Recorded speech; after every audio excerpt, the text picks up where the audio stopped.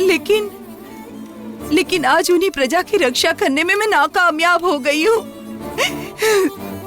इसीलिए मैं क्यों जीवित रहूं? त्रिशला, तुम्हारे मुंह से ऐसे शब्द? हाँ शंखपाल जी, मेरे वासुकियों की पुकार और उनकी तड़प ने मेरे अंदर की आशाओं को जला दिया है।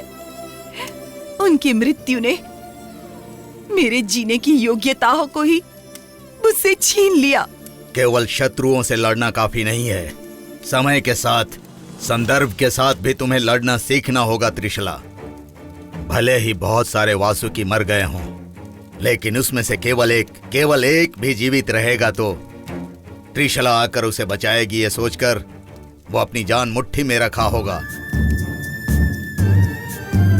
ऐसा ना हुआ तो तुम भी मर जाओगी तो उसने जो तुम पर विश्वास रखा है उसका क्या होगा? दहकती हुई आग में पानी उबालने के लिए 1 घंटे का समय लगेगा, लेकिन उसी पानी से आग को बुझाने के लिए 1 मिनट काफी है। सर्पणिका ने अपनी दहशत और क्रूरता से तुम्हें पानी की तरह उबाल दिया है, लेकिन तुम घबराओ मत त्रिशला, अब उसकी समाप्ति होने का समय आ चुका है। कैसे? जब ग्रहों के स्थान बदल रहे थे उस समय मैंने तुमसे एक बात कही थी कि हम पर मुसीबत आने वाली है। वो मुसीबत अब टल चुकी है, लेकिन उससे हमारे लिए बहुत अच्छा होगा। नंदिनी को नागत्व प्राप्त होगा और वो नागलोक में अवश्य आएगी त्रिशला। अब वो ऊर्जा से भरपूर होगी। आज के बाद उसकी शक्ति और साहस को तुम खुद देखोगी। वो समय आने तक हमें उसकी रक्षा करनी होगी। वो समय आएगा ऐसा विश्वास आपके मन में अभी भी है क्या शंखपाल जी? मैं सच कह रहा हूं, मेरा विश्वास अटल है। मैं तो बाहर से आया हूं, क्या वही विश्वास तुम में नहीं है त्रिशला?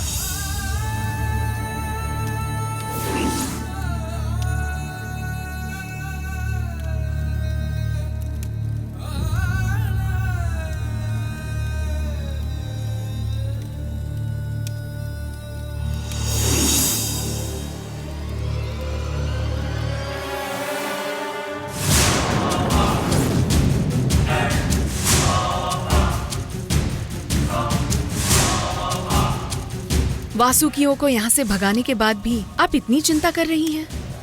अब तक वो त्रिशला मरी नहीं इसलिए क्या? नहीं, अब तक वो नंदिनी जीवित है इसलिए। बिजली की तरह तेज लड़ने वाली ही हमसे डरकर भाग गई, और ऐसे में उस नंदिनी को लेकर क्यों इतनी चिंतित हो रही हैं? त्रिशला ने 64 विद्याओं में महारत हासिल की थी और नंबोदरी साक्षात रक्ताक्षी का आशीर्वाद पा चुका है। जब ऐसे लोग ही आपके हमले से डरकर भाग गए हैं तो मुझे लगता है नंदिनी के बारे में सोचना बेकार है। एक माचिस की तीली काफी है हरे भरे जंगल को जलाकर राख कर देने के लिए। नंदिनी के इंसान रहने तक हमें कोई समस्या नहीं होगी, लेकिन उसे संपूर्ण रूप से नागत्व की प्राप्ति मिलने के बाद नागलोक पर राज करना चाहेगी तो तब अवश्य हमारे साथ बुरा ही होगा। ऐसा होने से बचने के लिए ये हमला खत्म होने से पहले उसकी आयु खत्म हो जानी चाहिए। अब देवी, उसे खत्म करना ही आपका मकसद है तो किसके हाथों से उसे खत्म करवाना है मैं बताऊंगी।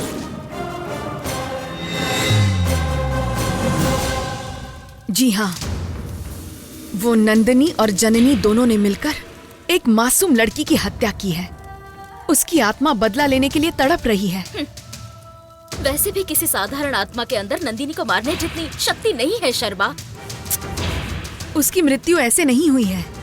वो जब तक जिंदा थी तब तक उस नंदिनी से और उस जननी से वो बहुत प्रताड़ित हुई। उन दोनों के बीच की दुश्मनी आज की नहीं है।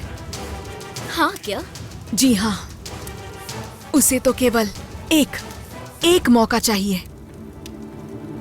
आप कृपा करेंगी तो नंदिनी जहां भी होगी वहीं उसकी कहानी खत्म हो जाएगी। हाँ, कहाँ है वो आत्मा? मैंने उसकी आत्मा और शरीर को अपने संरक्षण में रखा है। अभी इसी समय उसे आपके सामने ले आऊंगी।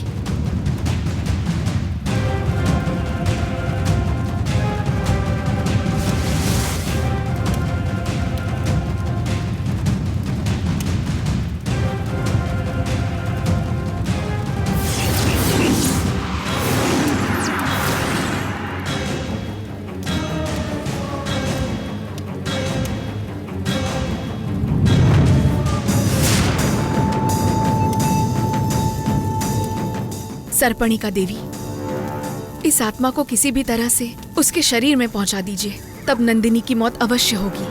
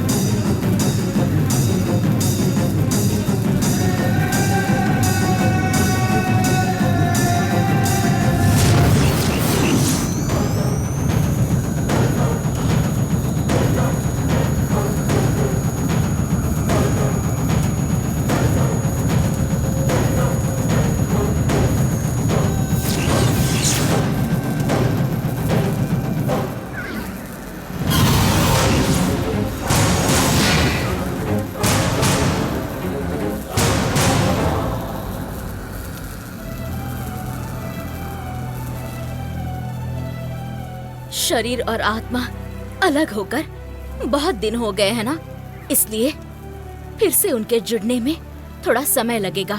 तुम यही रहो शर्बा, इसका ख्याल रखना, समझ गई ना? ठीक है देवी।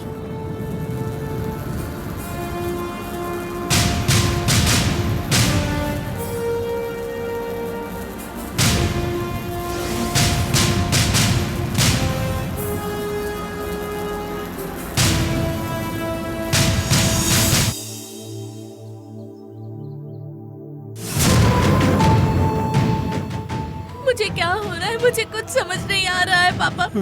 मैं घर में थी, मुझे बस इतना ही याद है। अचानक मैं बाहर कैसे पहुंची, मुझे कुछ समझ नहीं आ रहा।